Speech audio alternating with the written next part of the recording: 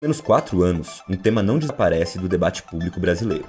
Boa noite. Congresso Nacional volta a funcionar e o presidente da Câmara, Rodrigo Maia, reúne governadores para discutir a reforma da Previdência. A reforma da Previdência é o principal tema de discussão política aqui em Brasília no início do governo Bolsonaro. Um dos maiores desafios para o próximo presidente da República é lidar com o rombo da Previdência. Quantas vezes vocês ouviram falar em reforma da Previdência na última semana, no último mês ou desde a campanha presidencial? Previdência, reforma da Previdência, reforma da Previdência, reforma da Previdência. Que reforma é essa? Olá pessoal, sejam muito bem-vindos ao canal. Hoje vamos falar sobre um assunto muito comentado por todos, o déficit da Previdência. Afinal, ele existe ou não? Comentar sobre um dos agregados macroeconômicos, o gasto do governo. Para isso é necessário entender sobre política fiscal. Mas o que isso significa? É um conjunto de medidas pelas quais o governo arrecada receitas e realiza despesas. Receita pública é o dinheiro que o governo dispõe para manter a estrutura e oferecer bens e serviços à sociedade. Agora falaremos sobre uma das despesas do governo, a Previdência Social. Primeiro, Previdência Social é um seguro social que o trabalhador participa a partir das suas contribuições mensais. Segundo, o objetivo dessa contribuição é garantir ao trabalhador assegurado uma renda quando ele não puder mais trabalhar. Seja por idade de aposentadoria, doença ou porque a pessoa se tornou incapaz de trabalhar. A atual geração de trabalhadores ativos financia os benefícios da geração de trabalhadores inativos. Diferente do sistema de previdência privada gerido pelos bancos ou por outras instituições financeiras, onde cada um deposita um valor individual na sua conta ao invés de ir para um fundo coletivo. Separei algumas entrevistas com opiniões e argumentos sobre o déficit da Previdência. Roda aí. Então, vamos lá. Primeira pergunta é se você acha que existe um déficit na Previdência. Então, tudo depende da maneira como você enxerga a Previdência. Se for num sistema de capitalização, tem um possível déficit. Por quê? Porque como a população está envelhecendo, então, da forma como ela é organizada, quem está na ativa financia quem está na inativa. Como nós estamos tendo uma redução do emprego por causa das novas tecnologias, etc., então você vai tendo menos pessoas contribuindo e mais pessoas recebendo benefício e por conta disso haveria um déficit porque as pessoas vivem mais e aí tem uma série de discussões que levariam a isso. Então, isso é um conceito. Só que na forma como na Constituição nós temos o nosso conceito de previdência, como é que ele é calculado? Existe um volume de recursos para sustentar as pessoas na faixa etária da previdência.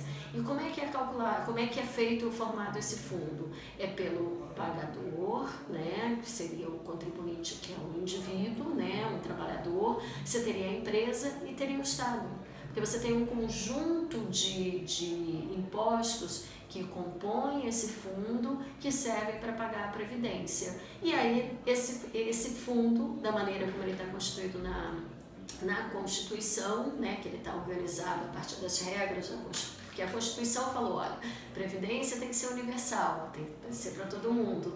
Aí foi regulamentado. Quando foi regulamentado, falou, olha, todos esses fundos têm que andar junto para poder pagar a Previdência. Uma parte é o empregador, outra parte é o trabalhador e outra parte é o Estado.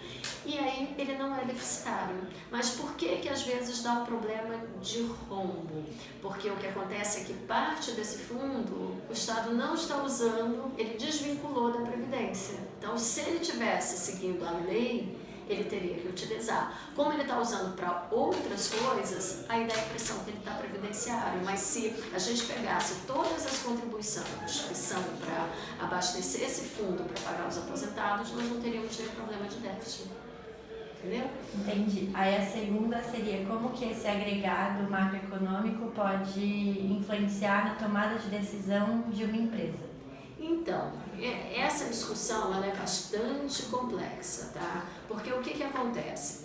Todas as vezes que você tem o aposentado recebendo dinheiro, né, recebendo os recursos dele, ele se torna um consumidor. Para uma empresa, é um cliente potencial. é uma pessoa idosa. Vamos pensar que seja um idoso só, que não tenha neto, que não tenha nada disso. Porque se for neto, é a indústria de brinquedo que vai ficar feliz da vida. Mas vamos supor que ele seja uma pessoa idosa, mas que esteja super bem. Ele vai viajar, ele vai usar a aposentadoria dele para as coisas que ele necessita.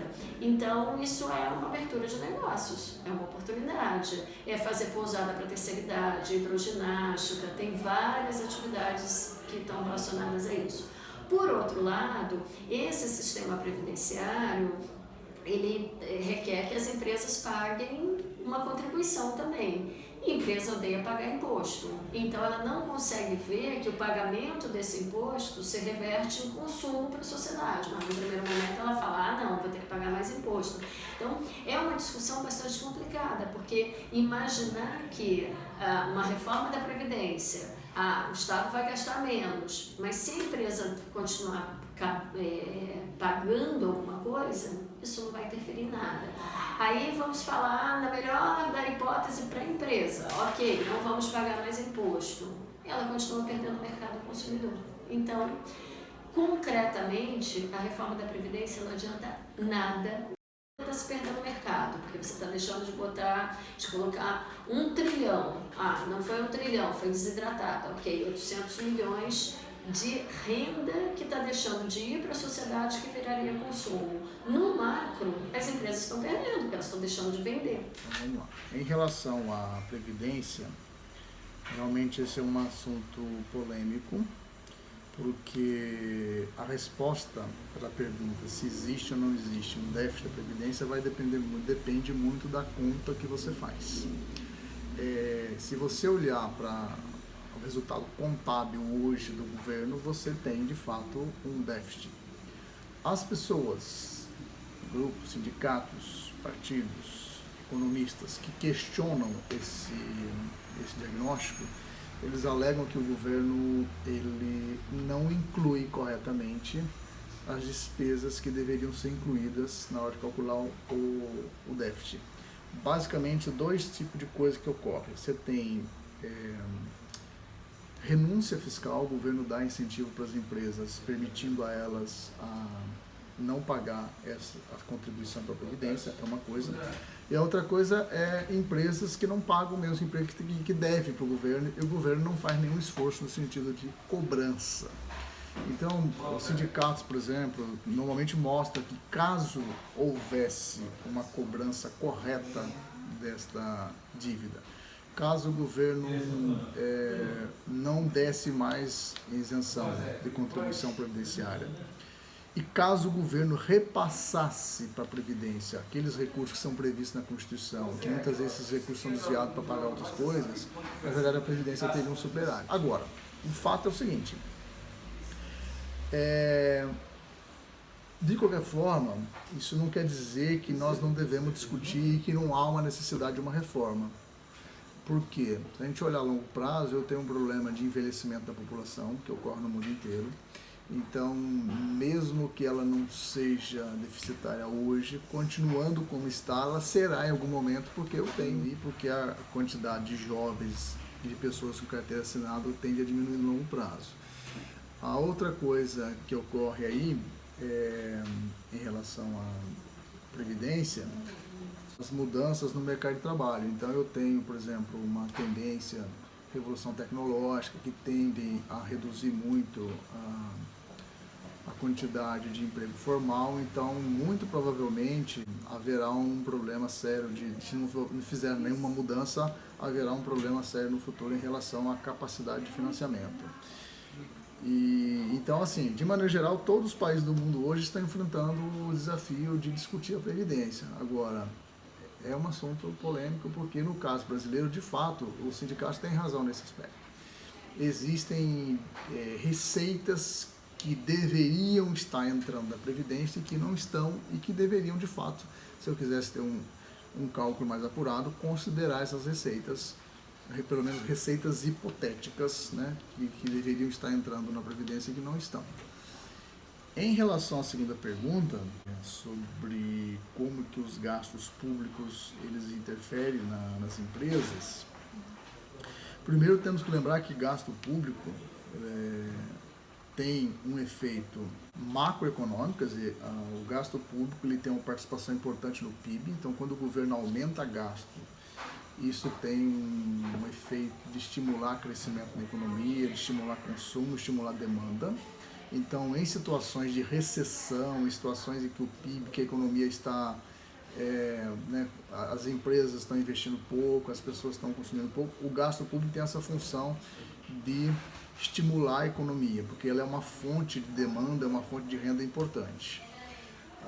E também tem efeitos que nós podemos chamar de microeconômicos. Então, assim, como que o Estado vai gastar? O que ele vai comprar? Então, dependendo do que ele compra, do que ele gasta, a forma como ele gasta, ele pode ter um efeito localizado, ele pode ter um efeito naquela indústria específica na qual ele está comprando.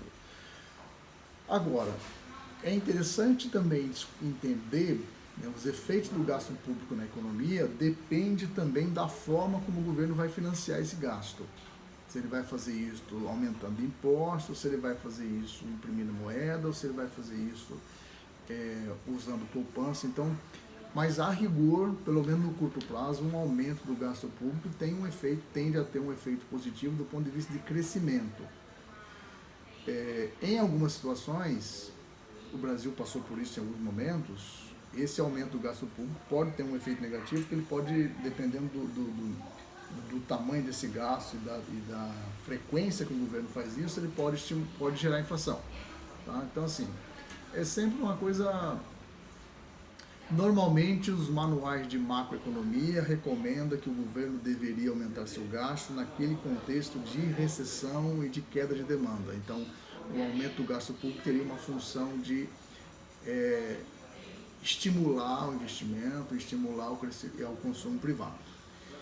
Mas, exatamente para evitar o problema de inflação, evitar o problema de endividamento público, de que pode ter problema no longo prazo, o governo deveria usar esse expediente de uma forma mais comedida. Tá?